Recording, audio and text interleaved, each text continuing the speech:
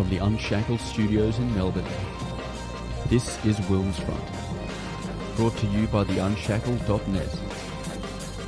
Now here's Tim Wilms.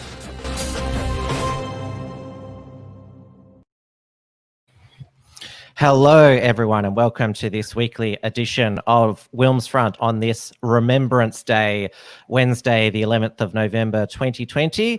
To two people I know, happy birthday. Hope you're enjoying the day as much as you can. We are live on the WilmsFront YouTube and DLive channels, as well as the enhanced interactive entropy software, where I've put the link into the live chats. It is 7:10 here in still heavily restricted Melbourne, despite now 12 days of no new coronavirus cases and only 4 active cases in the whole state. But Victorians are still forced to wear masks outside under the threat of a $200 fine and harassment from Karens and Victoria Police, even though the weather at the moment here in Melbourne is both summer heat and tropical at the moment. You still cannot gather outside in more than groups of 10, nor have more than 2 visitors to your private home per day under the threat of $5,000 fines. The ring of steel separating Melburnians and regional Victorians was removed this Monday, but we are still locked out of all other states and territories as things stand due to their fears about our state's contact tracing, aka digital surveillance of citizens through QR check-in codes, is still not satisfactory to them. It is now a week after the US election results started to come in. The mainstream media and globalist leaders have declared Joe Biden president-elect of the United States. This is despite Biden not having the title of president-elect until the Electoral College meets in December, after all 50 states have certified their results.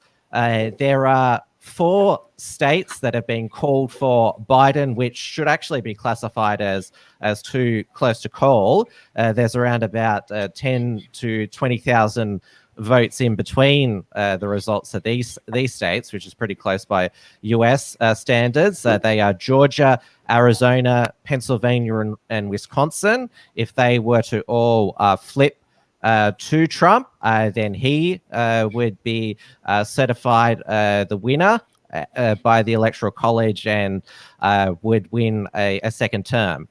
On this Sunday, when Biden was anointed president-elect, US pharmaceutical company Pfizer announced that the interim results of their coronavirus vaccine, which is at stage 3 clinical trials, showed that the vaccine was 90% effective at protecting subjects from the coronavirus.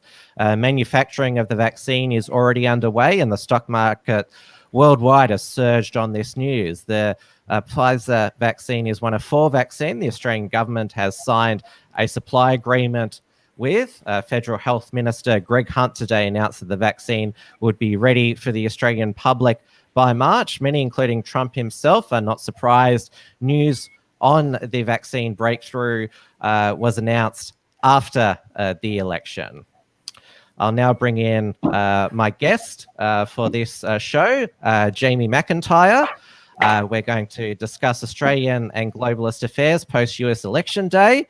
Jamie is the founder and editor of the Australian National Review, an independent news website similar to our own here at theunshackled.net. He is based on the Gold Coast, Queensland, where there is a large pro-freedom and anti-globalist community. Jamie has recently launched his own video show, The McIntyre Report. He comes from the entrepreneurial world and is currently a business and investment coach with his 21st Century Education project, and he is the author of a number of ebooks on business and entrepreneurship. So, Jamie, welcome to WilmsFront. Thanks, Tim. It's a pleasure to be here. Now, you launched the Australian National Review in 2013. It's no relation to the US conservative magazine, the National Review.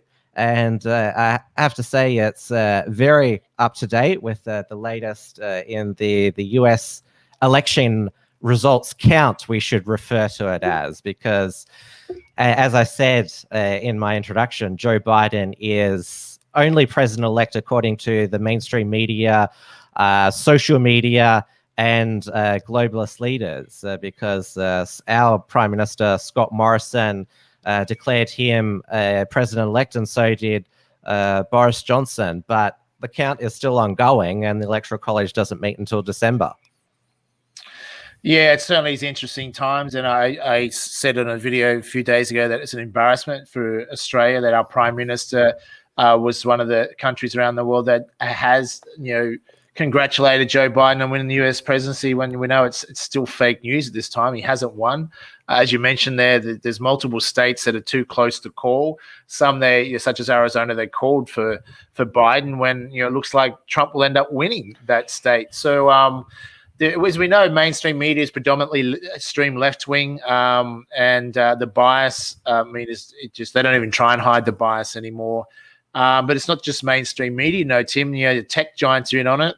They don't they don't want Trump to win, and it's a bit like they want to tell us voters who we have to accept as the leader of the free world, so to speak. And why don't you just switch to a communist system? Why even have the illusion of democracy if they're not going to support democracy? I mean, I don't care what side of politics people are on, as long as I'm sure we'd all agree, Tim, we need to support fair and honest elections, and we have not seen that in the US. And no one can say there's no voter fraud in the US. It's just nonsense. I mean, the amount of evidence of voter fraud that we've got at ANR alone, we'd have to spend months talking about it to even get through it all. And that's one of the reasons I put up a $10 million challenge to anyone that wants to prove me wrong, that there isn't voter fraud going on. It's so, and you're rightfully so. He shouldn't even be called President-elect Joe Biden yet, until such time as that happens. We don't know who's going to be the next president, but if we listen to CNN, etc., they seem to have chosen their chosen one for us and don't really care what the voters had to say.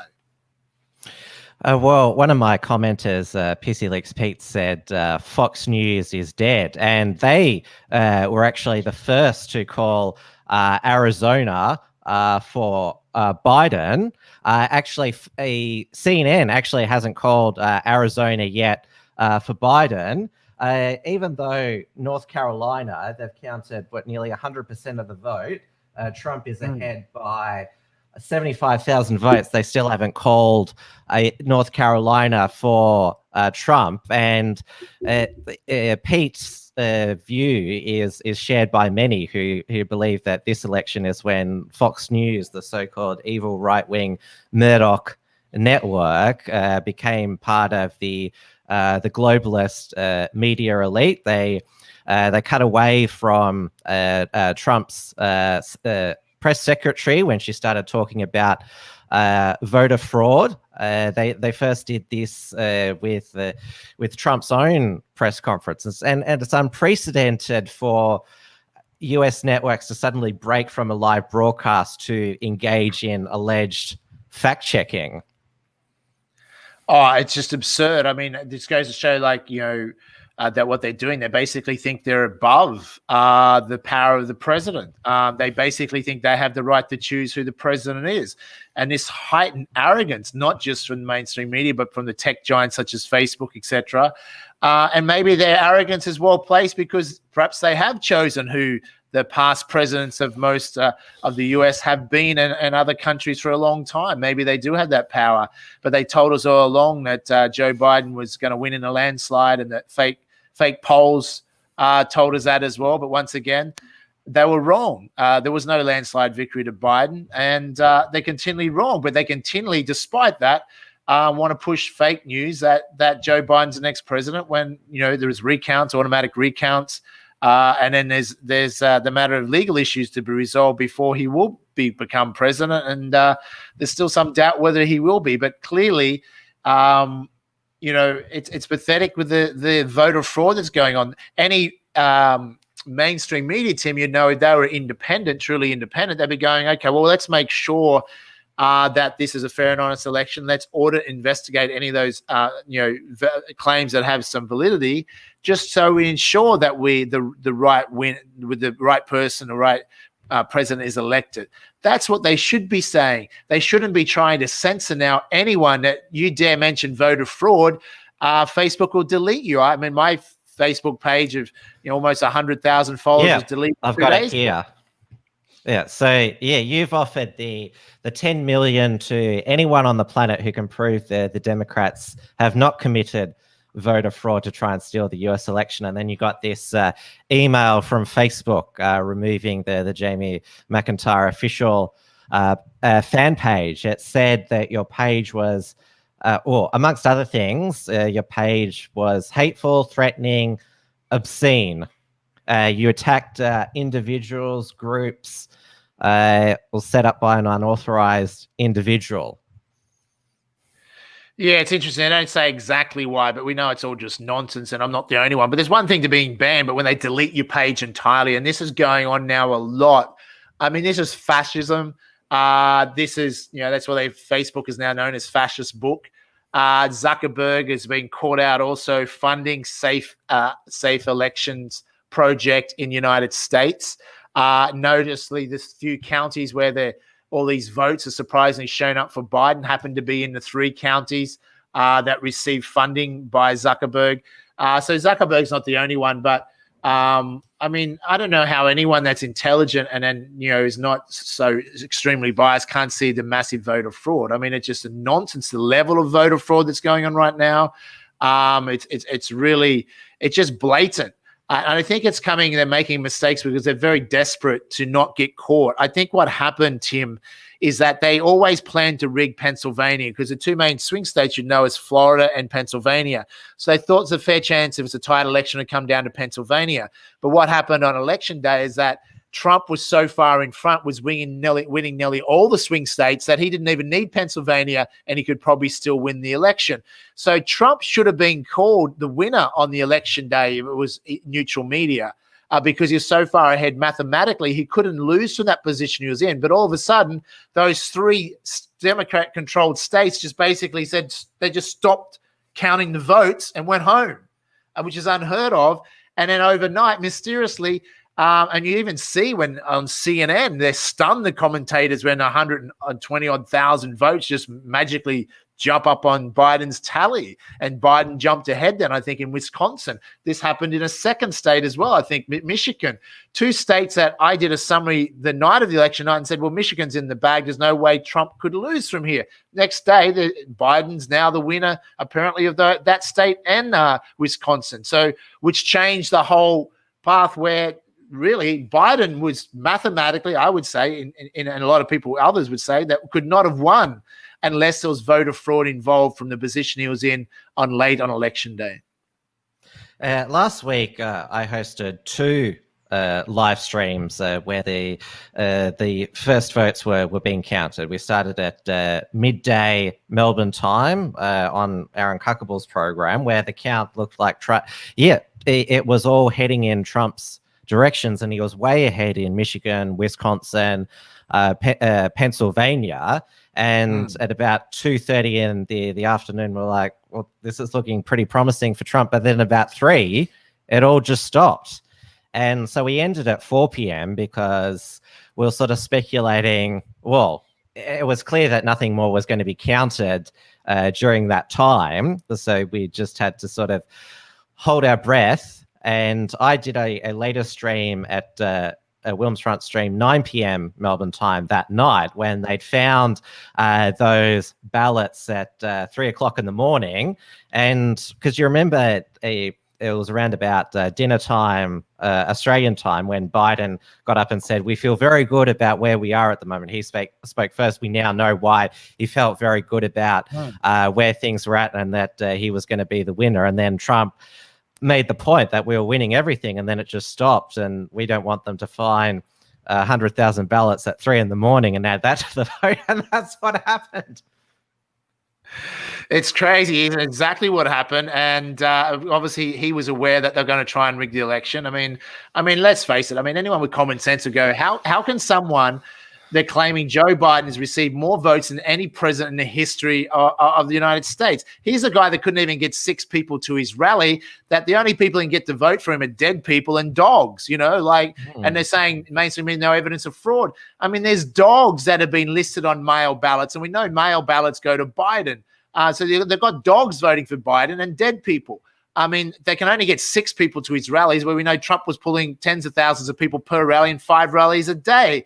I mean, I think if we got the real figures, we would see and witness a massive landslide victory to Trump. But it's true, Trump was winning there. He couldn't have lost without the rigging. So, but we can see that, because if mainstream media had nothing to hide, they wouldn't be so strict on censoring and deleting any of us. I mean, how dare I put up a $10 million challenge to that there's voter fraud? Some people say, well, why don't you put up the money to prove there is voter fraud? I said, well, I put up a $1.50 challenge to prove there's voter fraud, because there's so much ample evidence of voter fraud. It's only worth $1.50 and it'll soon drop to 25 cents. But there's 10 million up for grabs if anyone can prove it's not voter fraud in the US election.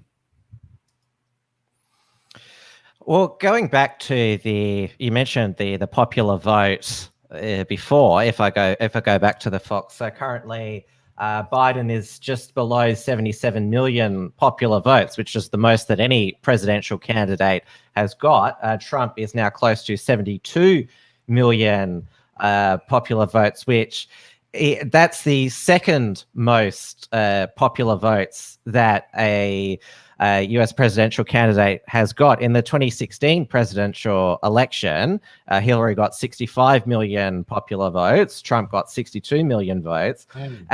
Trump has got more popular votes than Obama did in his landslide win in 2008. So Trump has got he's going to get the most ever votes than all the winners and losers, yet still lose, because Biden this election has got more votes than he has.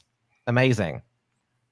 Yeah, it's amazing when there seems to be more voters than they have even registered voters in some states. So, I mean, let's see what happens. I mean, I think if the proper investigations occur, then the question's got to be if the Democrats do get exposed, whether it's in the Supreme Court or whatever, for significant voter fraud, then that will be very interesting. But to my knowledge of the US Constitution, if that occurs, then the Senate has to vote on who the next president will be. And they have to vote according to party lines, which, I mean, Republicans control that. So Trump would then, either in that way, would be become president. So, I mean, we can argue all we like. I think, we support honest and fair elections, and we're clearly not seeing that. And I feel sorry for the people that just get their snippets of news from mainstream media. They seem to be the same people that tend to vote for Biden. They don't really understand how the world works. They just get their snippets of news from mainstream media, which they think is news. I mean, and Tim, the Chinese citizens, at least in China, they know that the news is propaganda. They're very bemused by Westerners, Americans, Australians, English, why we seem to think our news is news and not propaganda. Until people wake up that they're not being told the truth. News is propaganda. It's a lie. When's the last time mainstream media ever told the truth? It was before you and I were born. And when will they tell the truth? If they want to tell the truth, why don't they support proper audits and recounts and investigations into the US election? I mean, maybe they've got the same people counting COVID deaths as they have counting Biden votes, and that's why Biden's mysteriously got all these extra votes, inflated amount of votes, because it's a bit like COVID, the amount of people that apparently died of COVID. You couldn't die of anything else in 2020 other than COVID. So let's face it, both are frauds. We should stop beating around the bush. They're politicized agendas. And part of the reason COVID was pushed so heavily was to try and remove Trump from office. And that would have certainly helped their cause a lot. But still, they had to rig it. And I think, we're living in an illusion of democracy. Unless this is caught out, this voter fraud is caught out, and the Democrats, some of them sent to jail over this rigging of this election, then we can kiss goodbye to our democracy. But we pretty much know that. We only have to. You live in Victoria, Tim, in Melbourne. When it's been a while now since you've seen democracy. You're living in a fascist police surveillance state. Where you couldn't even leave your home, unless, at certain times of the day, and 5-kilometer rule. And even though that's been relaxed a little bit, that's only relaxed for a short period of time before they bring in the new lockdowns. We've still got the helicopters and planes circling over the suburbs. We've still got to wear the masks whenever we leave our home, even if there is active coronavirus cases out side, you've got something like a 1 in 6 million chance of catching it if you're all outside unmasked. But you mentioned Biden. He hardly had any people at his rallies. That's because they were all scared of COVID, and that's why they mailed in their votes. Even though after the election, they're all out on the streets in Washington, DC. But the reason why this was okay is because they're all wearing masks. So they're taking a leaf out of the Dan book of science, that it seems to be that if you're protesting or celebrating in public, if you wear a mask, then you're immune from getting catching the virus, or if you're undiagnosed, then immune from passing on, even though the masks have little benefit from stopping the spread. Well, it's not, just not that, Tim. It's not little benefit. They're actually dangerous. And even Fauci co-authored, you might have seen the report, he did co-author, highlighting that most people in the Spanish flu didn't die of the flu. It wasn't a flu anyhow, and it wasn't Spanish. I mean, that's another lie we've been told for years. Most people, as a result, died of bacterial pneumonia. And masks, and because those that wore the masks are the ones that died in the Spanish flu predominantly. Masks are deadly. They're not healthy for you. And that's also another reason why they want you to wear them. They need to desperately, just like they desperately to try and find Biden votes to rig the election, they desperately find cases of COVID. I mean, if people can't see, it's just like the protesting. If you protest for Black Lives Matter scam, funded by George Soros too, by the way, there's no dispute of billionaire George Soros, who's also behind, the Democrats and Antifa. And Antifa he funds, which is part of the Democratic organization, which is domestic terrorism. Imagine if Trump had a bunch of thugs with guns going around tearing down U.S. streets like Antifa for the last 6 months. I mean, the media would just go crazy.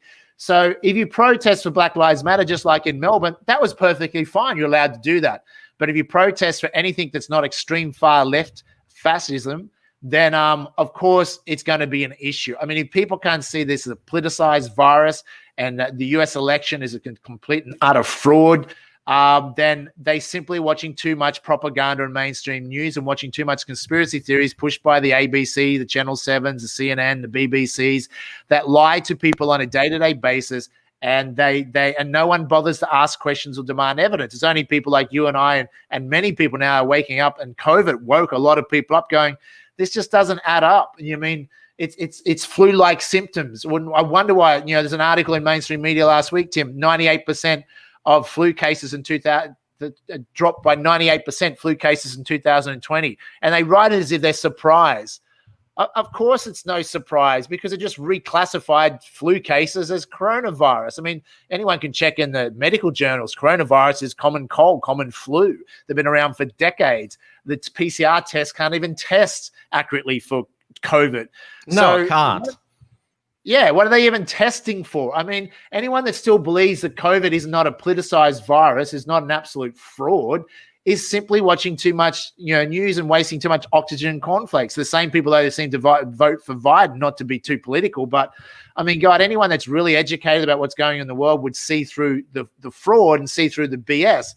And Australians are meant to have good BS detectors. But there's some people, I'm sure you've probably heard of them, Tim, and even in Melbourne, who think Dan Andrews has done a good job for saved them from some mystery virus. Wow. I mean, people need to man up. The chances of dying from COVID is about, if you're in a high-risk age bracket, is about 1 in 19.4 million. You got more chance of being hit by hail and dying, or lightning, or you 1 in 114 chance of dying in America of a car accident. I mean, people, it's just humans. It's shown. I mean, if there's any aliens wanted to come to this planet, they would have saw what's going on in COVID and go, my God, these humans are so goddamn stupid. We're the hell out of here. You know what I'm saying? It's like humans need to develop the ability to think. Now, I'm not saying that of all people. A lot of people do think, but there's a lot of people that have been so conditioned since they went to school just to conform and obey authority, and whatever they say is true. But by hell, they'll question anyone that has an opposing narrative to what CNN or ABC News wants to tell us is true, in Australia. Right now, they're telling us that Joe Biden's the next president. They told us Al Gore was the US president as well. But if people check history, has Al Gore ever been the United States president? Same fake news, same nonsense. We're in Victoria at the moment. They're still testing tens of thousands of people every day, still finding no cases. They're not finding any needles in the haystack now, though they did find, one lady who she tested positive back in I think it was October, and so they suspected it be it's virus shedding.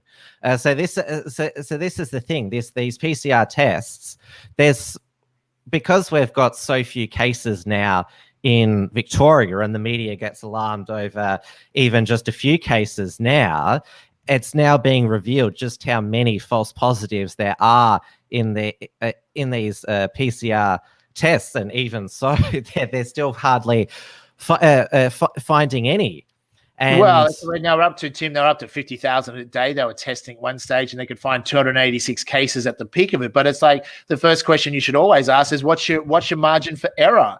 I mean, any scientist or any doctor will go, what's your margin for error? They don't release the margin for error because they know the margin for error is as high as 50 to 80%. The tests just simply don't work. And what are they testing for? COVID, technical COVID, if you have a cough, sore throat, or sniffle, then you are listed without a test as COVID. Or worse, if you come into contact with anyone that ever had a cough or sore throat or a sniffle, then you're listed as COVID.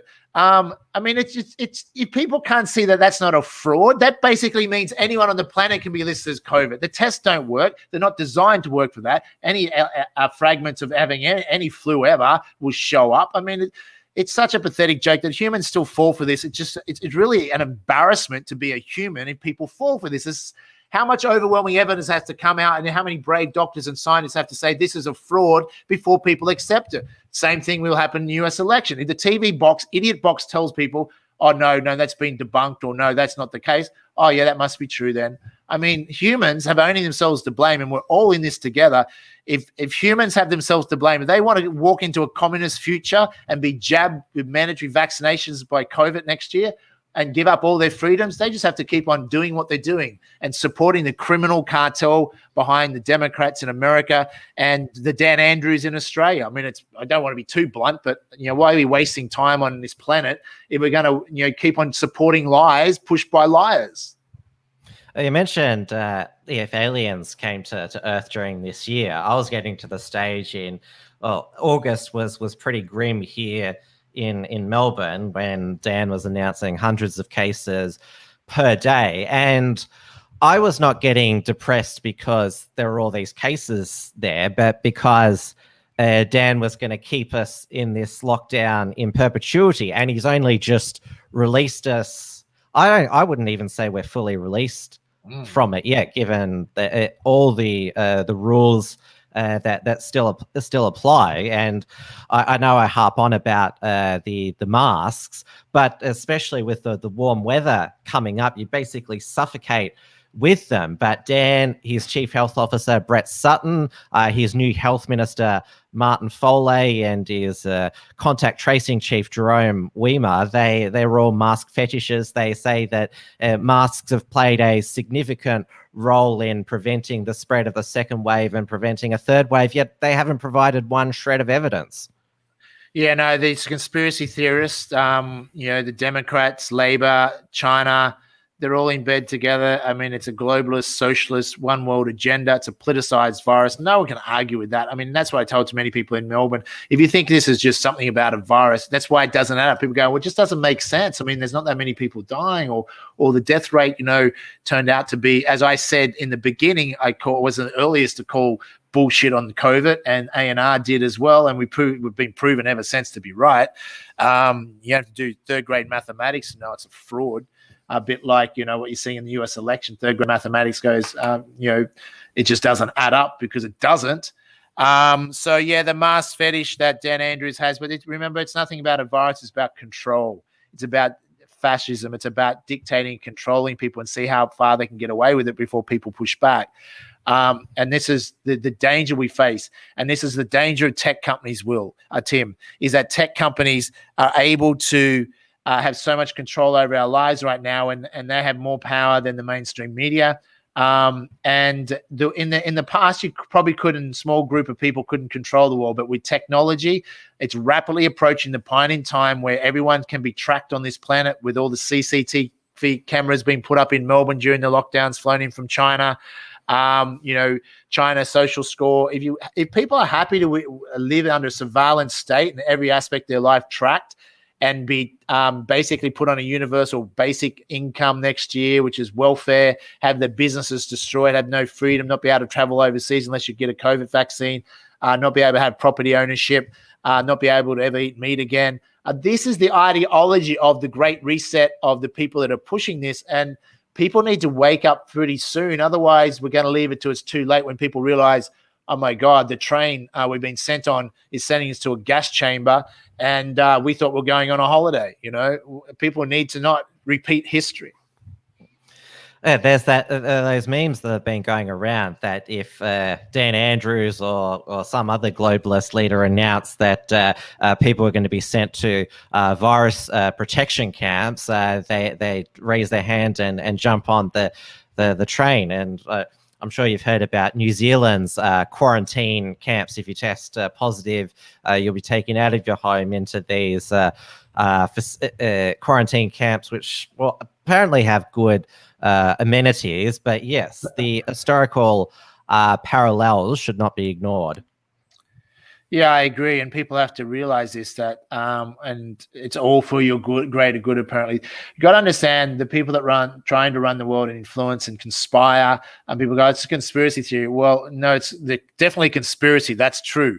Unfortunately, it's no longer theory. The amount of involvement Bill Gates has in behind this, people can go and do their own research. But although they can keep listening to conspiracy theories or mainstream media and live in a bubble and deny everything and think everything's going to be safe, but I think 2020 should have woke enough people up to realize the world has gone crazy. We're not the crazy ones. We're just reporting on how crazy the world's become. I mean, we were speaking a year ago, Tim, and I said to you, all the things that's happened in 2020 were going to happen. You would have said, I'm a conspiracy theorist, right? You said, that's crazy. The world couldn't happen.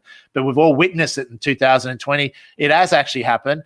And I warned people in my book, The Great Vaccine Con, years ago that they're going to bring in mandatory vaccinations. I was fortunate enough because of brave doctors and scientists to be aware of the fraud in the vaccine industry. And that's how I picked up on the fraud of COVID much sooner than others, because of that insider information. And I warned about this. They needed mandatory vaccinations to increase sales from 59 billion a year to over 100 billion. I mean, the amount of money Gates, etc., and them are going to make, and they're already announced today in Australia, they're trying to push through a COVID vaccine by March next year, even though it hasn't had proper safety testing. Actually, Tim, did you know there's no vaccine has ever had proper double-blind placebo safety testing? So this industry needs a lot of scrutiny. It's about bottom line profits. A second home in Aspen or Switzerland for the vaccine executives is nothing to do with your child's health. How many people, and I put up $1 million challenge for this, how many of our elderly have been killed by the flu vaccines? The amount of evidence that's coming out of that. I mean, if you look in South Korea, how many just died recently? I think they're over 100 already. But there are any deaths that come out by vaccines, and there'll be many deaths and injuries from the COVID vaccine, of course. But they won't list them as COVID vaccine deaths. They'll list them as COVID deaths when they'll use that to inject people with more vaccines. This is why you got to take the vaccine, because you could die. That's how the industry works. When they kill people, they spin it that the disease killed them, and that's why you need to take our vaccine. Otherwise, you could have died when it was a vaccine that killed people and injured people. I mean, that's not conspiracy theory. That's fact. And that's why I put up $1 million challenge back in 2016. Robert Kennedy Jr., JFK's nephew, who is an advocate for supporting vaccine victims. Robert De Niro put up 100,000 as well because his son has autism, and he believes that autism was caused by vaccines, which is quite controversial, but it hasn't been debunked. There's plenty of studies that highlight that. So when people start to understand this is all tied in together, the vaccine fraud, COVID fraud, the election fraud in the US, it's all similar, same sort of people behind the scenes that are driving a political agenda, and we can either choose to live in a bubble and deny all that, but when they come to jab you next year, you can't leave Australia next year if you want to go overseas, unless you take a COVID vaccine. If you know what's in a COVID vaccine, you would never touch one of these COVID vaccines. We've got a super chat over here on Entropy, the YouTube enhanced software from the Versace Cowboy for $3.33 Australian dollars, 333. You've got more chance of dying from hypothermia after pissing your pants at Fed Square from COVID-19. Yes, that is exactly true, Versace Cowboy. Also, my moderator, Margot, put it up on the screen, that the teachers are constantly telling kids at school the masks are there to protect the community. And I've also heard that they've turned off or put tape all the water fountains at schools because apparently shared communal things like that can spread COVID. So at school now, the children are suffocating with the heat with these masks. Their year 12s were forced to do their year 12 exams with masks this week. Yet they can't get their water, fill up their water bottles at schools. Like, what's it going to take a child to collapse?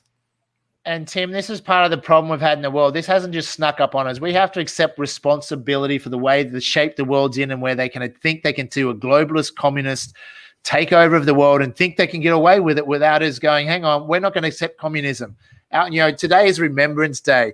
How many previous generations had to lose their lives in trenches to fight for our so-called freedoms. And here we are in a global war.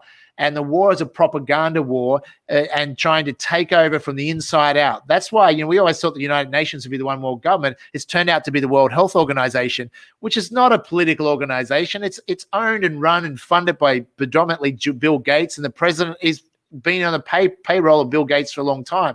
It's his little baby, and they figured out how to circumnavigate our federal laws around the world. That's why dictator Dan Andrews was able to get away with what he did, and Scott Morrison couldn't do anything about it because under emergency health powers, your World Health Organization is running the world. That's how they're able to get the COVID test scams working and how they inflate the deaths, because whatever WHO says, all the medical associations around the world follow that, and then the doctors are required to follow it, even though many doctors are going, why can't we use hydroxychloroquine? It used to be allowed to be used. Now we're not allowed to use it. You know why you can't use it? Because Gates and Fauci want their vaccines pushed through, COVID vaccines, and they can't get pushed through with emergency approval without proper testing if there's alternative treatments. So you've got all this nonsense going on. So the point I was being there with the schools, we've allowed our schools to become socialist schools. We're taught at school it's a socialist agenda. It's a propaganda. It's not school. It's not an education. Mark Twain always said, don't let schooling get in the way of a good education. And that's why I wrote my first book, What I Didn't Learn at School But Wish I Had, back 20 years ago, highlighting that, I was one of the students at the back of the class asked, how's trigonometry algebra going to help me get where I want to go in life? So some students relate to that because they ask the same questions, but too many people bought the lie of conformity, and they've been propagandized to since they went to school. And as a result of that, we have people that can't think for themselves, and these are the people that are manipulated in politics. Because they lie to them and they get them to vote for the left-wing politics, and they think they're doing the right thing, but they're just manipulated because they think the news is news, it's propaganda. They think what they taught at school is true. Now they're pushing climate change propaganda, and we're going to see that back in the news soon because it's all the same agenda. What's behind climate change propaganda? What's behind COVID propaganda? What's behind all these things? It's a one world centralized government agenda where we have no national sovereignty, and a bunch of people overseas can dictate to us that we have to wear masks, that we can't go 5 kilometers out of our house. Or you're being a bad boy, you've got a bad social score, you're now confined to your home. You're not allowed to cross a border, imaginary border in their country. You can't leave the country.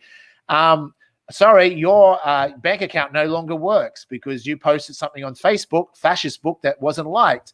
You now will be deleted. Sorry, you have to remain in detention until you hand over all your assets.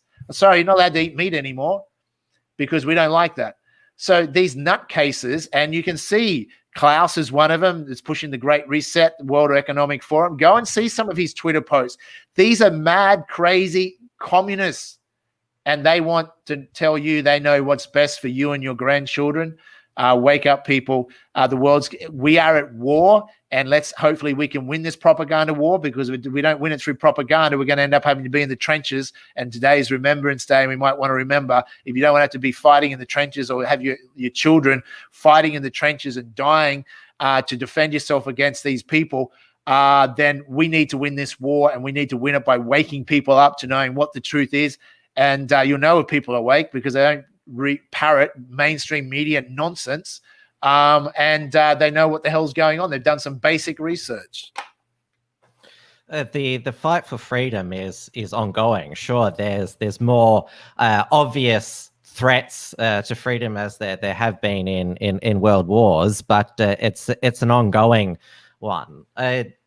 We should go back to the beginning of the year where this virus was born, Wuhan, China, which we saw the images coming out of China, people collapsing in the streets supposedly of this virus. We now know that it's propaganda. This virus you were never walking down the street one time and then vomiting up your internal organs and dying.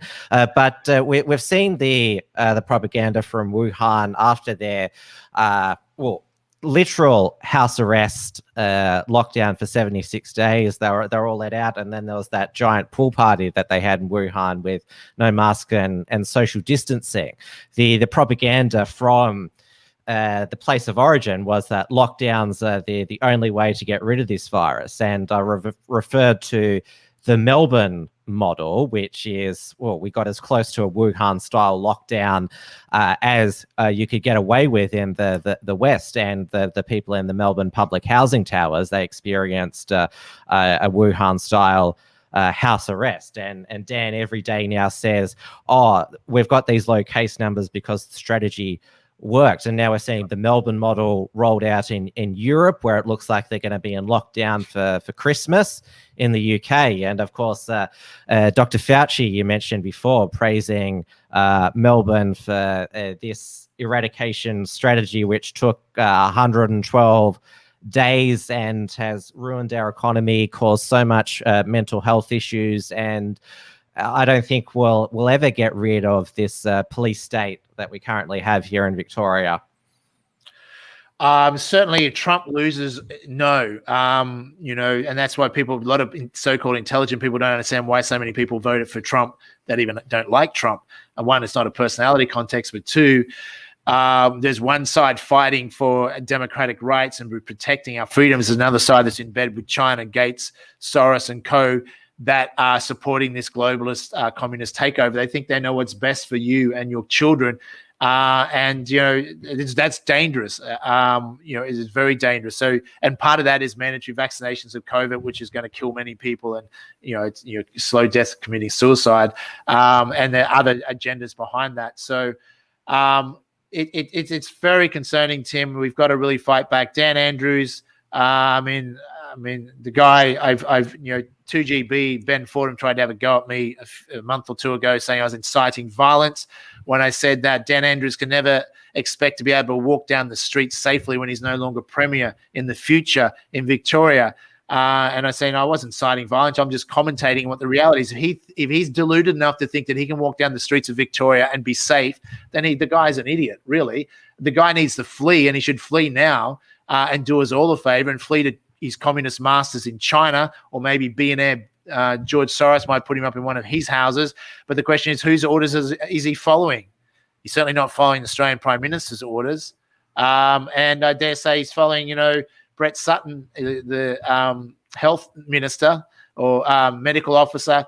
I mean, he has undisclosed conflicts with Bill Gates, and he works for a Bill Gates funded institute and they receive funding. So everywhere you look, the modelling that was put to the public early in the year, where that causes to shut down the governments to freak out and do these lockdowns in the first place, was Gates funded modelling, which, even though it was redacted several days later, Neil Ferguson, Imperial College, and I think Doherty Institute had something to do with it here in Australia. The modelling has said 160,000 Australians were going to die by April this year, millions in America, 600,000 UK. That caused us to commit economic suicide, which has led to more actual suicide deaths than people have really died of COVID. I mean, I put up $1 million challenge to show me anyone scientifically who's died of COVID. I'm not saying some people haven't died of COVID, but I'd just like to see the scientific proof of one person, because it's prudent to, if they're going to destroy economies and destroy business and destroy his lives, put up some proof. It's the time of allowing the media and government to say things without evidence is over. We need to start calling out bullshit, bullshit, bullshit. And the words people and voters should be saying every day, I call bullshit. I call bullshit on CNN. I call bullshit on ABC. I call bullshit on Dan Andrews. Put up the evidence, or we're calling bullshit on it, because there's no more time to accept these conspiracy theories that Dan Andrews pushes, the conspiracy theories of our mainstream media. We want to see the evidence, because those of us who go and do the research, we find the evidence. And the evidence is that masks are dangerous and deadly and have done nothing. The lockdowns have done nothing. Even the World Health Organization, some of the good, honest people in there have stated very clearly that lockdowns shouldn't be used. And the countries that haven't done lockdowns, here's what I find ironic, Tim. Taiwan, not a member of WHO, no pandemic. It seems like to have a pandemic in your country, you had to sign up to WHO and follow WHO's advice. Taiwan is right next to China. Chinese come there and come all the time. They just did proper trace checking and hardly any deaths, no oppressive lockdowns. Melbourne had some of the most oppressive lockdowns, worse than China, I would say, in many cases. And to think Dan Andrews is going to say, just like in Queensland, oh, it's our harsh border stance that saved us. I mean, it's just a fraud upon a fraud. The lockdowns, when they first did them, should have been removed the same number of days after, when it was that modelling that Neil Ferguson was done was realised to be completely fraudulent, and that was funded by Gates to scare governments into lockdown. Once they realised that was not the case, they should have stopped the lockdowns there and then. But no, they didn't. They continue to persist because they can't admit they were fooled. Many of the politicians, the rest of the politicians, Tim, aren't fooled because they're easily bought. They're easily owned. And I'd love to know how much money Dan Andrews received from into his bank accounts, because I'm happy to make a bet that he's received large amounts of money into his bank accounts for doing what he's done. And if he doesn't like me saying that, he's welcome to sue me. But he's too gutless. Dan Andrews, you need to flee the country. You're a disgrace as a human being. You're a disgrace as a Victorian. You're a disgrace as an Australian. And if the real people, if you heard what real people think of you, then you would leave this country now. Well, I've already had his electorate office, which is unmanned at the moment. That's been vandalised twice. The meme going around is that Victoria Police narrowed it down to 6 million suspects, and there's it's in motion now, a petition to get him kicked out of his golf club, Kingston Heath, given how often he's banned and restricted golf over 2020. I doubt he'd be welcome at the Kingston Heath golf course ever again. Some people have speculated that the golf ban was just to spite Sam Newman, who's been one of his biggest critics here. But Andrews and Sutton, they've done hours and hours of press conferences where they've admitted to things such as, yes, all people who died of other causes but had COVID with in their system are classified as COVID deaths. And Dan often talks about, even if you recover, it can cripple your internal organs for life. Yes, those with pre-existing conditions, it does exacerbate those conditions after they've recovered. But I know because there was so much community transmission during this second wave here, I've got friends who are diagnosed with the coronavirus. They've recovered in days and are fine now and can't believe, wow, we were locked down for this. Yeah, I mean, it's a joke, but you got to understand is that people think even people that have been diagnosed with COVID only think they've got COVID.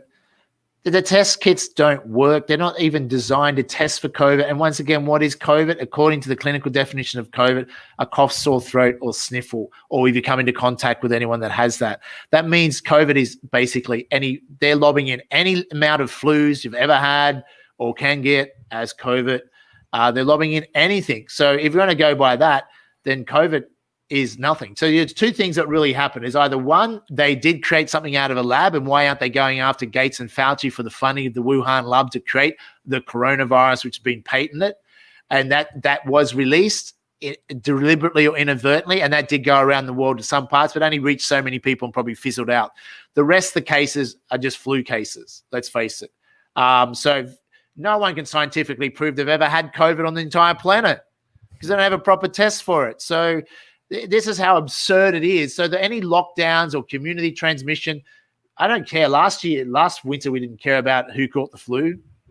I got the flu in the winter of 2019. So did many of my colleagues on our Uncuckables program. I was so sick, bedridden for a week, and it was a deadly flu season. But we didn't shut down the whole of the Victorian economy. I certainly suffered with when I had the flu, but I recovered. I'm fine now when we moved on. That's right. You man up and you get over it, and true. It doesn't matter if you're sick and got terminal cancer and have 3 heart attacks, and then you die because you get the flu. Don't blame the flu, really. Come on.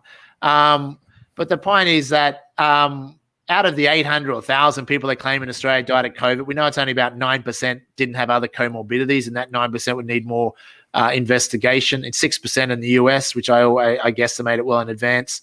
But those few that do have it, they just got the flu. So yes, you can die of things.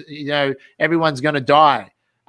There's a risk to everything. You can't go stop living because of a sniffle. And especially when I said early in the year, I said, Tim, this is going to come in even lower than a bad flu season. And people going crazy because they listen to too much mainstream media. But since then, I've been proven right. Last year's flu season in Australia killed about 1,500 people. This year, if you take the 9% of, say, the 1,000 people that apparently died of COVID, you're looking at about 90 people. It's actually been a very low deaths from COVID flu, if you want to call it that. So it's not particularly deadly in comparison to anything else. It's just irrational, as we know. But that's why there's no point in us even talking about that, because it's nothing to do with a flu. It's they can't sell communism and lock us down and bring in this new world order without a Trojan horse. And the global warming theory, global warming scam they were trying to push wasn't urgent enough. Even when they brainwashed Greta, still wasn't urgent enough, because people are like, we're not going to accept. I'm all for protecting the environment. That's why I don't support the global warming theory, because I want to actually do something to help the environment, not help Al Gore's bank accounts, not help a centralized one world government. You know what I'm saying? That didn't work. So they'd already planned, and the best Trojan horse is a virus.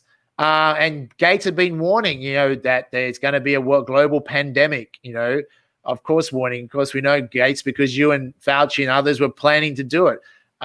We know about Event 201, and that's not a public available information. So the way the mainstream media has been able to hide these lies for years is they simply say, oh, it's a conspiracy theory, Pizzagate conspiracy theory. Oh, that's been debunked without any evidence other than Snopes or fact checkers. 8 out of 20 on Facebook. But if you post anything about potential election fraud, you now get about 10 different fact-checking things. But it's interesting if you actually click through to them. So, for example, with the fact that voter turnout in places like Michigan and Wisconsin exceeded who was on the electoral roll, they said, it's because you can register and vote on the same day. And you sort of think to yourself, that's still sort of dodgy that you can register and vote on the same day. And they said, the fact that there's dead people on the electoral rolls doesn't prove that they voted for Biden. Yeah, but it proves the potential for voter fraud. And they said about there's that footage of that, I think Philadelphia, a vote counter filling out ballots, and it said, no, he's just filling out new ballots because the old ones were damaged. That's still dodgy. And that's why they pushed that they can count votes for days and days after in Pennsylvania, which they knew would come down to Pennsylvania, generally always does. That's the point, Tim, and you'd know. Doesn't matter how much overwhelming evidence is presented that COVID's a fraud, even by doctors and scientists that I listen to, how much evidence that there's election fraud. When I put up that challenge, the amount of people that were sending in evidence of the fraud I mean, we can't keep up with it. I mean, it's just so much but humans, all the mainstream media has to say, no, it's a conspiracy theory. It's been debunked. And use Snopes, which is a joke. I mean, fact checkers, 18 to 20 members of the committee for fact checkers, if people want to check out, have direct links to George Soros, billionaire that's on his, who fact checks the fact checkers? Yeah, so fact checkers, they're not fact checkers, they're censorers. Just like political correctness is not political correctness, it's censorship. It's a Trotsky. Study Trotsky. It's communism.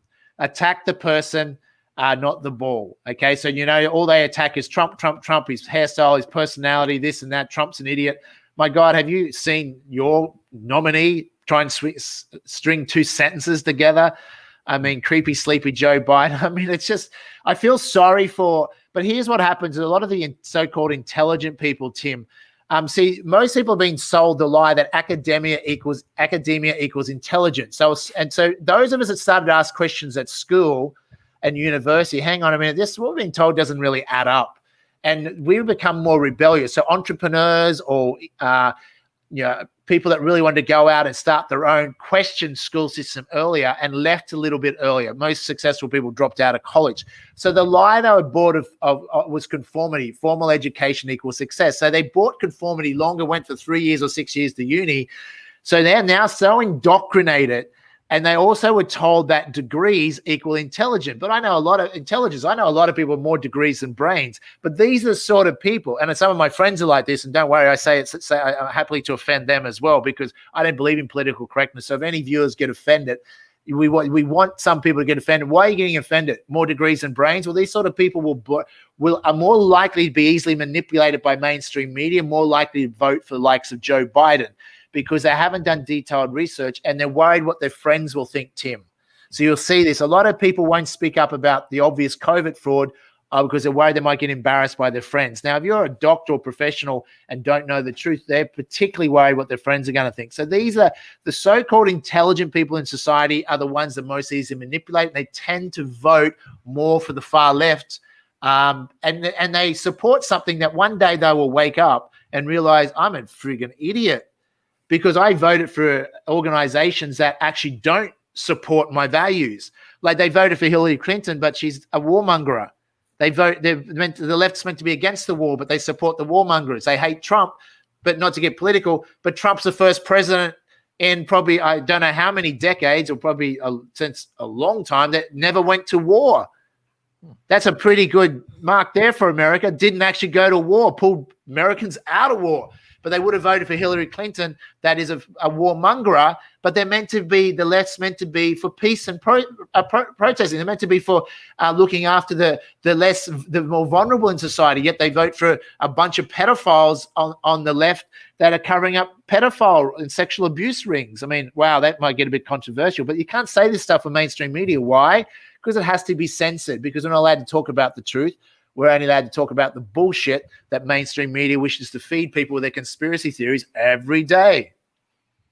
It was also absurd that they called Trump a fascist, even though during when all those state governors were locking down their states, putting people under house arrest, he was tweeting, liberate Michigan, liberate Minnesota, liberate Virginia. Is that the sort of thing a fascist police state person tweets? Liberate these states, let people be free. Yeah, I know.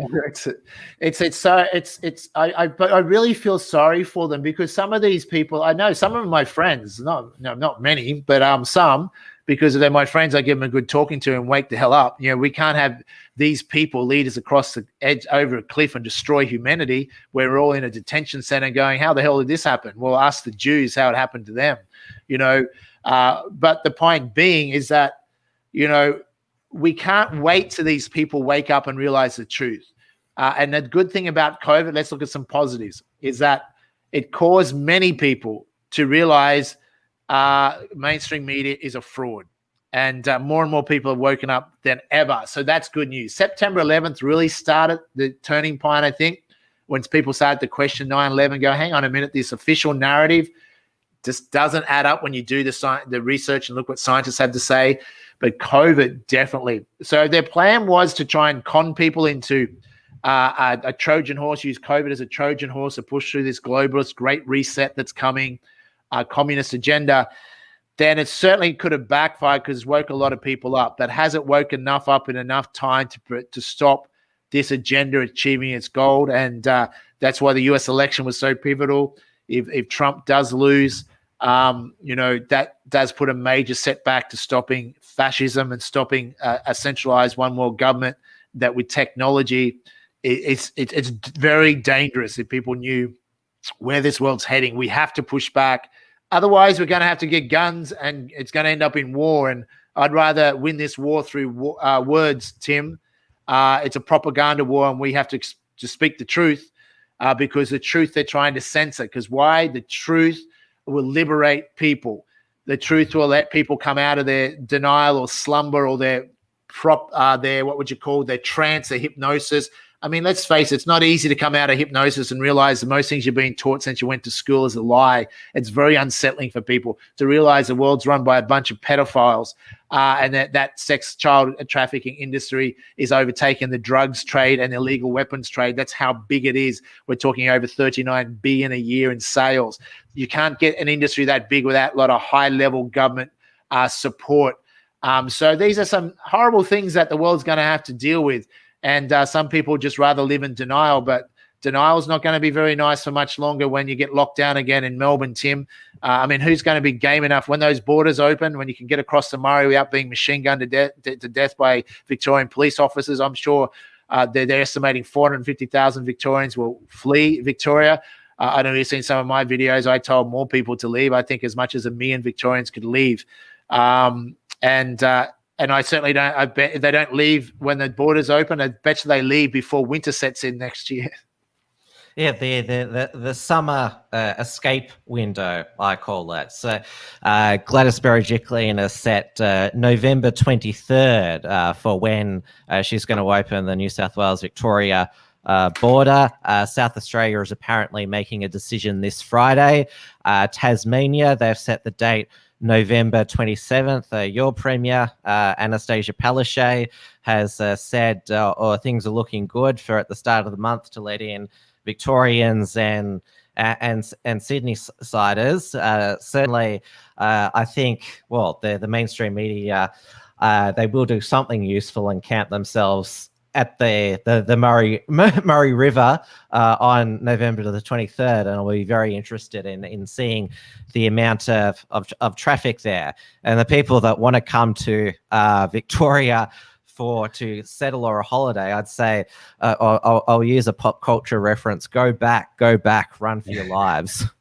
Yeah, I think it'll be one-way traffic. I'm not sure any Queenslanders or New South Wales or anywhere in Australia wants to go to Melbourne for Christmas. I mean, I've lived there for 15 years up until a couple of years ago. So when I speak, hardly or bluntly about Melbourne, I am a fellow Melbournian. And I know many of my friends who can't wait to escape. Some already have done the 14-day quarantine to get out of here. But I'm concerned for the future. Victoria, is a testing ground for the resilient cities. Strong city network. That's why you see Victorian police behaving in a very un-Australian way. Many of them deserve to go to jail. And when there's a new political system come to power eventually, when we get rid of these criminals, many of them will go to jail just like Dan Andrews will. That's why I warn politicians in this country. We are watching you. Police officers, you're being videoed and recorded. You step out of line, do anything wrong, you will go to jail. And any politicians that have done what Dan Andrews has done, you're definitely going to jail. You're treasonous and a traitor to our country. And any politician, I would say, Tim, that is supporting mandatory vaccinations, the COVID vaccine next year, or doesn't state very publicly they do not support mandatory or anything like mandatory vaccinations of COVID, is a traitor to the Australian people, is in bed with the vaccine makers. They take our taxpayers' money to represent the people. They can't be taking bribes and incentives and working for the vaccine and drug companies. They're traitors to our country. We don't need a COVID vaccine. It's not necessary. And COVID, as we know, is a fraud. And these fraudsters, for trying to pull off this fraud, belong in jail. Or in some countries, if you commit treason, such as the United States of America, you could face the death penalty. So unto the fear that they're trying to put into us is of locking us down and taking away our rights and put onto them, then we're going to see these cowards, these criminals, think they can continue to fool the masses with their spruiker networks of fake news, mainstream media, and these fascist Facebook tech company dictator companies. And this is where the people really have to fight back. And so what I would encourage is that we're all in this together, Tim, because so many people think that they can't do enough. It's just me. Well, there's a whole army of people around the world that's growing rapidly. That army I call for the force for good of people that support democratic rights, support civil liberties, and support human freedoms. And that army is growing, and we have to stay connected and work with each other. It's up to all of us to participate. Everyone. Now, one individual can't save the world, but collectively we can. These people, we outnumber them, and we don't have to accept their dictatorial orders. I mean, I can't say that if our Queensland Premier tried to make us wear a mask, I doubt I would wear a mask, okay? And I don't, if she tries that sort of Dan Andrews type stuff in Queensland, the challenge she'll have is there's a lot more farmers in Queensland, there's a lot more guns, and political revolution happens in Queensland. And I don't advocate violence, but I can tell you now, many Australians will go to arms before they'll accept a mandatory COVID vaccination, and most Australians will go to arms before they accept communism. So these people who have these agendas need to be warned what's going to happen. Last resort, Australians will go to war before they accept a fascist police state that they're trying to push in Victoria. It seems that these crushing lockdowns that we've had in Melbourne and Victoria, which they're rolling out in Europe and the UK, they're designed to basically demoralize the people that they think that the only way to get out of this perpetual lockdown system or cycle, because definitely the second lockdown we experienced here in Melbourne was way worse than the first, and that's what people in the UK are experiencing now, that the vaccine is the only ticket to normal. And I heard even Gideon Rosner of the Institute of Public Affairs say that, yeah, I'd open my arm up for the vaccine if it meant that I could go to the pub again. And we've heard the news about the Pfizer vaccine, but the first one that Australia locked in, because Scott Morrison, he's proud of his of introducing the no jab, no pay policy. He said that he initially wanted the vaccine to be as mandatory as possible. He's changed his messaging to free and voluntary, but I think we should take him at his initial word that mandatory as possible while still being voluntary. I'm sure you get what I mean. The Oxford vaccine, the day after the election, they said, it might be ready by Christmas, and they're even manufacturing the Oxford vaccine here at the CSR factory in Broadmeadows, even though it hasn't got Therapeutic Goods Administration approval. They're already making the drug here in Melbourne for, I think the timeline is they want to roll that out by January.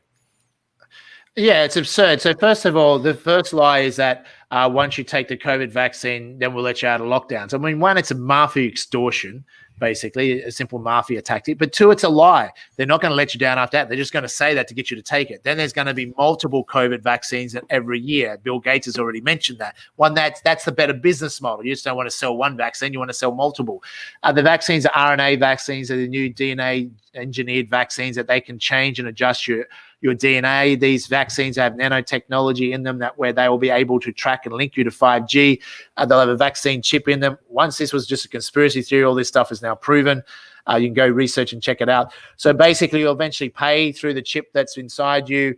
You'll be tracked every minute, everywhere you go with CCTV footage. Your health, it'll be reading your health and sending that to a centralized database, which Gates, etc., then will own, and they'll make a fortune off all the health database they'll collect.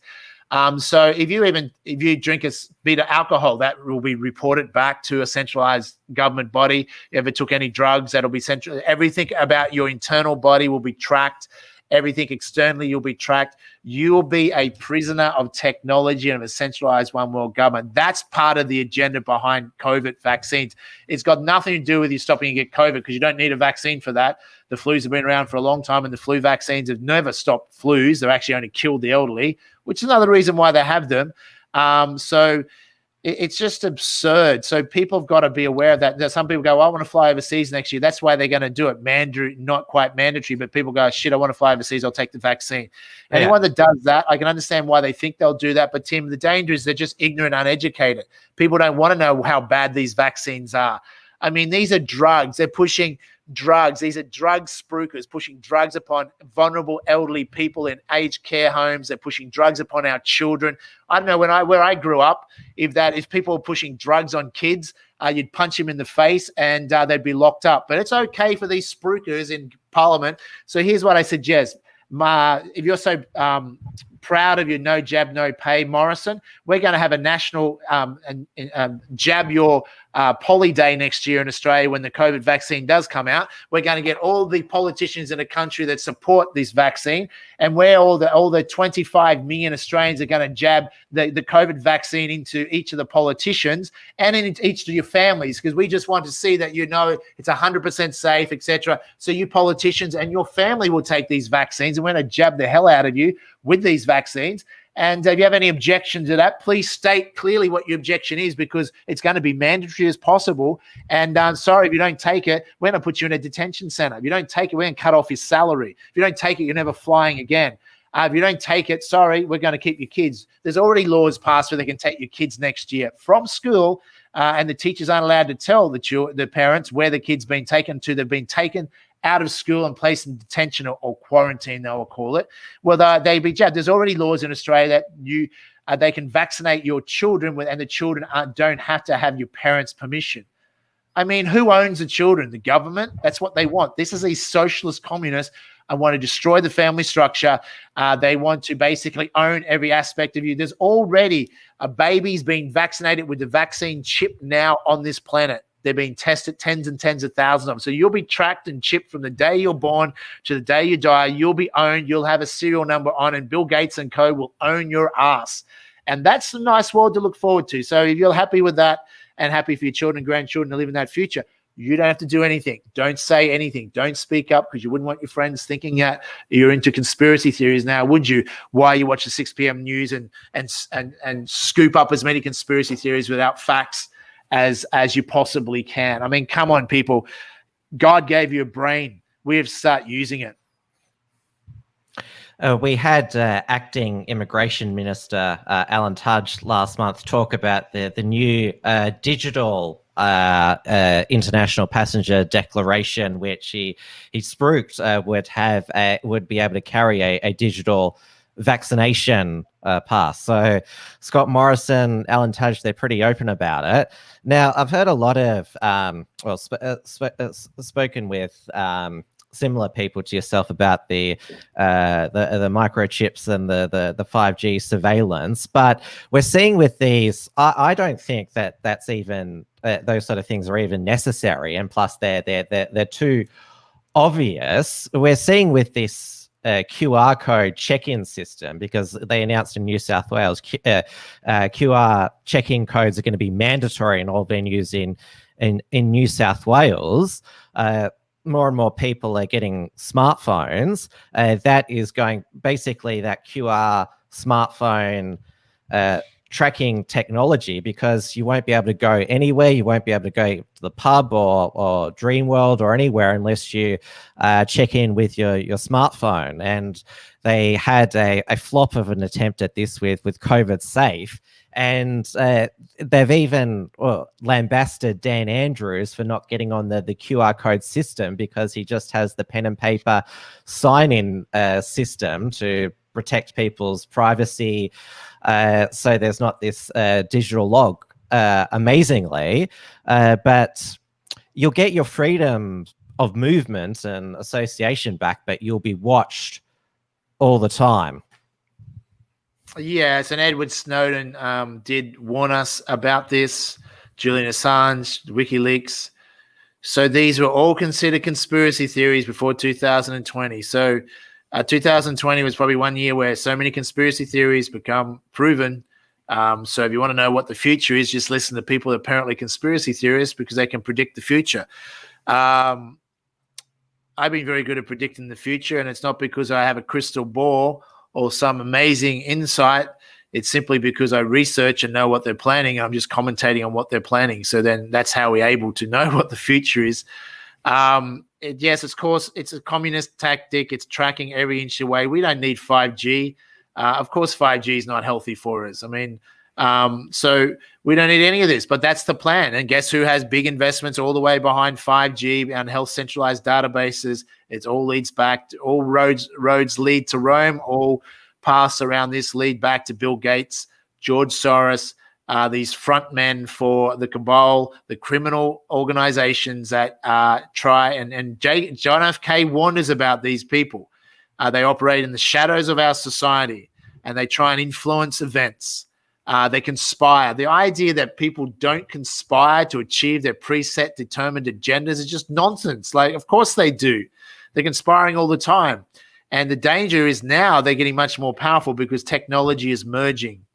And you remember the movie Terminator, Skynet?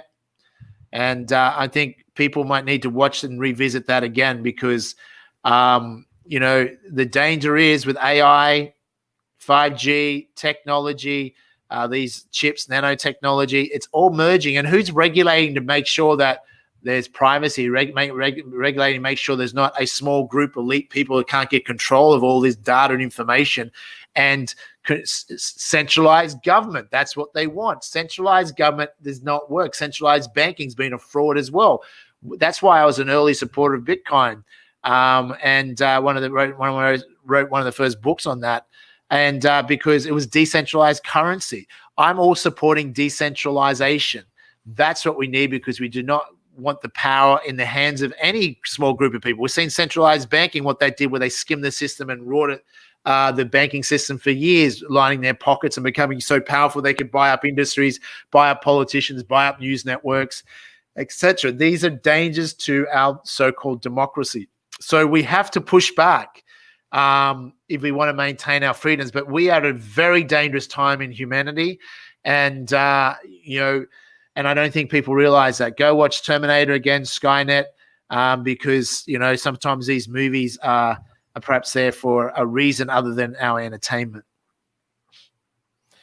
Yes, it's going to be certainly an interesting end to 2020. We don't know in the next month how the final if the final count is going to be legitimate and certified, and the electoral college will vote for who legitimately got the most votes in each state. We saw Mike Pompeo, the Secretary of State, today said there will be smooth transition to a second Trump administration. We've seen that federal agents have tried to intimidate a U.S. Postal Service whistleblower into recanting what he told Project Veritas. We don't know what China is going to do with regards to Taiwan in this uncertain period with the US election. So there's certainly a lot to unfold. I'll be there to cover it. So will you with your McIntyre report, which you've got a new episode coming out tonight. And so will Australian National Review and The Unshackled. Yes, it's true, Tim. And then it's also with independent media, seeing that's happened, there is more and more independent media coming out, which is because people no longer trust mainstream media. Certainly we don't trust our governments. I'm surprised anyone still trusts Dan Andrews, but I think their support is overstated.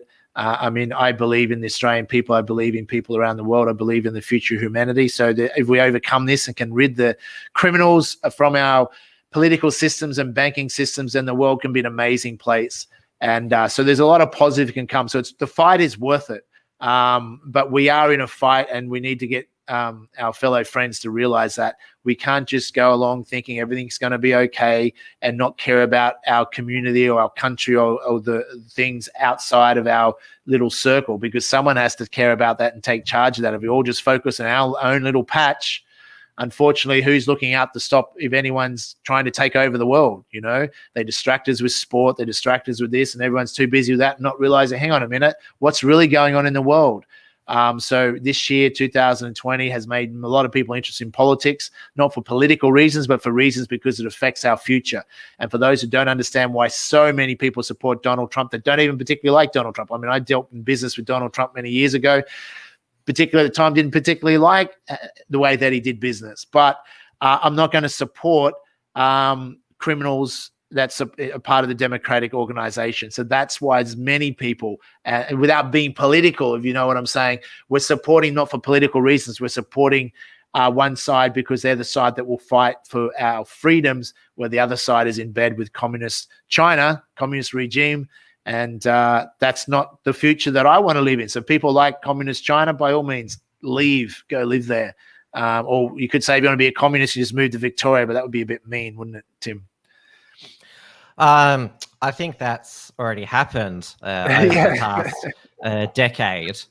I've certainly, we're talking about the escape from Victoria. I've got to weigh up my options. Do I stay and try and fight for the state to be liberated from the communist insurgency, or do I flee? I'll certainly be very soon traveling. Hopefully I get to come and see you in not too distant future up on the Gold Coast and meet the other freedom fighters up there. But certainly this isn't going to be, there's no magic slippers, which if you click them, everything's going to go back to normal next year.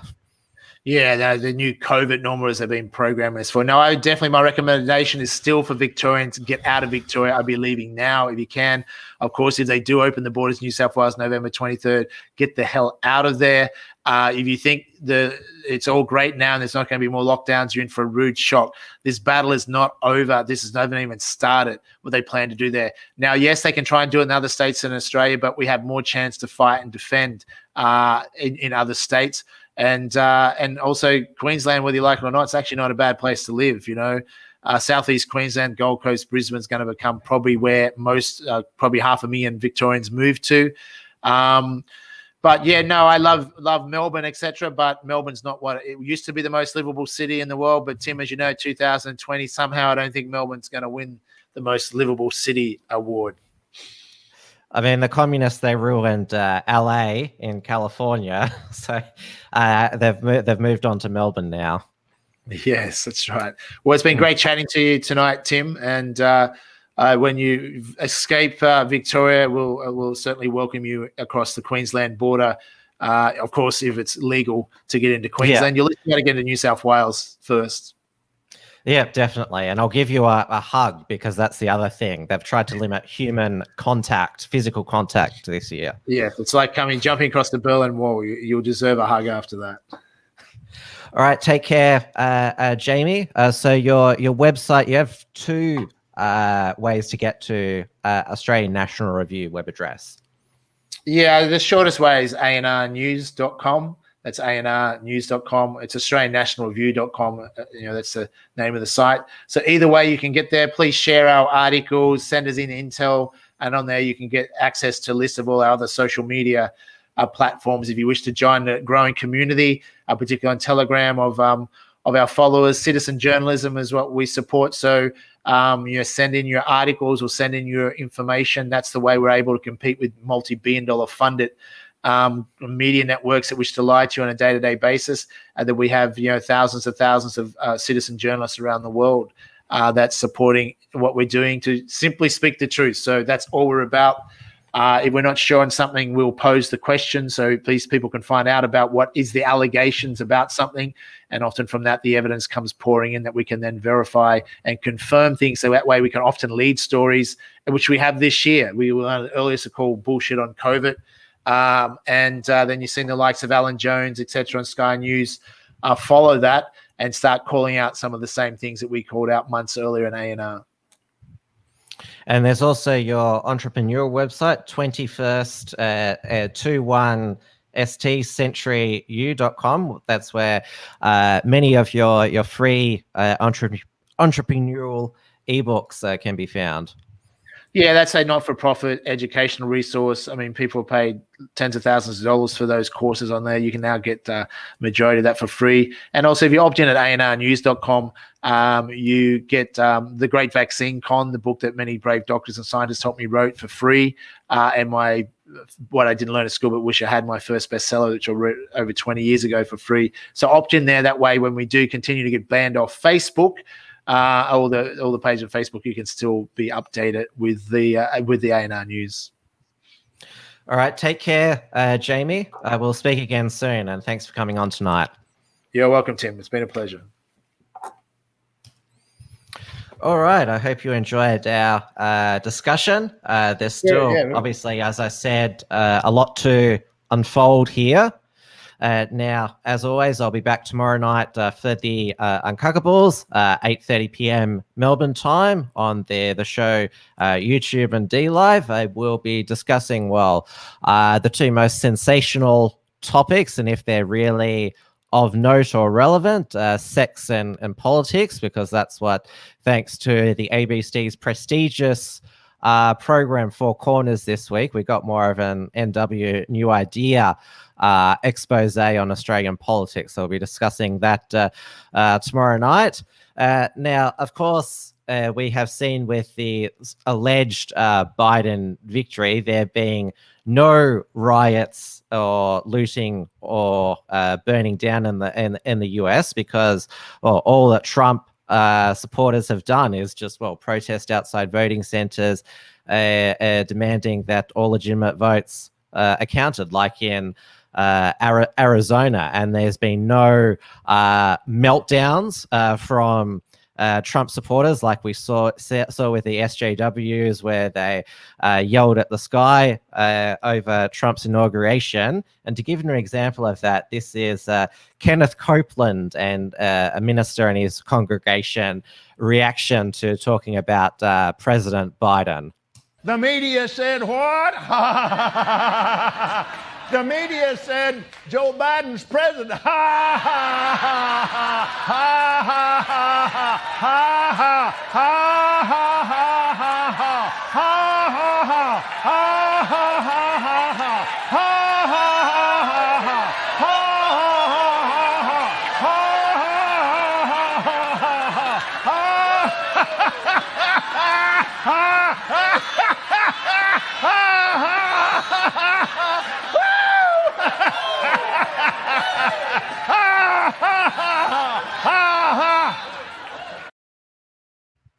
Now, that's how conservatives react to the absurdity of a Biden presidency. As the expression goes, if we are going to have a Biden presidency, it's going to be a comedy, not a tragedy.